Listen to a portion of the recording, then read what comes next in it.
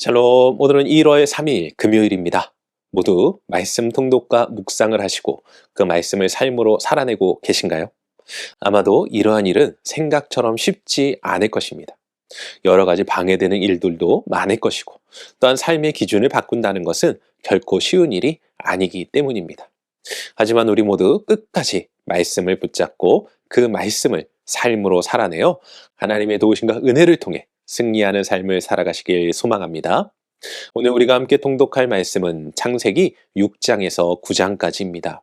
오늘 말씀은 세상에 만연해버린 죄악으로 인하여 하나님께서 홍수를 내리시는 내용입니다.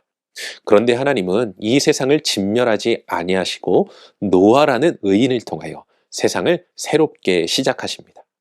노아는 의인으로서 당대의 완전한 자였습니다. 그래서일까요? 그는 말도 안 되는 일이었지만 하나님의 명령에 따라 대략 43만 톤급의 대형 방주를 제작하게 됩니다. 그렇게 방주가 완성된 후 하나님께서는 40일간 주야로 비를 내리심으로 방주에 타지 않은 모든 생명을 수장시키십니다. 오늘은 이러한 말씀 가운데 창세기 6장 22절 말씀을 묵상해 보도록 하겠습니다. 창세기 6장 22절 함께 읽겠습니다. 노아가 그와 같이 하여 하나님이 자기에게 명하신 대로 다 준행하였더라. 아멘.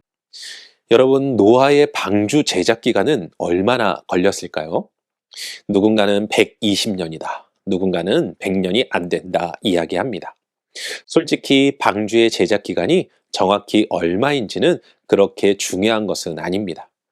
단 성경에 정확하게 기록되지 않았지만 노아가 적게는 수십 년에 걸쳐 방주를 제작했다는 것이고 아마도 노아가 방주를 만들던 당시 수많은 사람들이 노아를 보면서 비웃었고 그의 행동에 대해 비아냥거렸을 거라는 겁니다.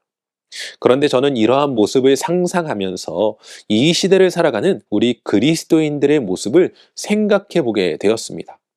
과연 우리 그리스도인들은 세상의 사람들에게 비웃음 당할 만큼 말씀을 중심으로 살아가고 있는가 하는 건 말이죠. 솔직히 사람들에게 웃음거리가 된다는 것이 결코 유쾌한 일은 아닐 것입니다. 하지만 그 일이 하나님의 말씀을 지키는 일이고 행하는 일이라면 마땅히 감내하는 것이 복된 일 아닐까요? 문제는 우리가 그리스도인이라고 하면서 하나님의 말씀을 지키는 것보다 나의 자존심이나 나의 상황과 환경을 지키려 할 때가 더 많은 것 같다는 것입니다. 사랑하는 성도 여러분, 성경은 노아를 의인이요 당대의 완전한 자라고 이야기합니다. 그가 이러한 칭찬을 들을 수 있었던 이유는 무엇일까요? 아마도 말씀대로 준행하였기 때문 아닐까요? 사람들의 비웃음과 놀림에도 흔들리지 않고 하나님의 말씀을 순종하는 노아.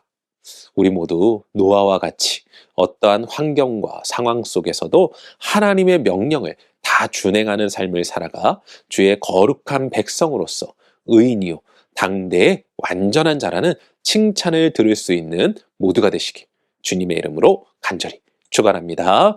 기도하겠습니다. 사랑과 은혜가 충만하신 아버지 하나님 감사합니다. 우리의 삶 속에 진정한 주인, 우리의 삶 속에 우리가 지켜야 하는 것은 바로 말씀입니다.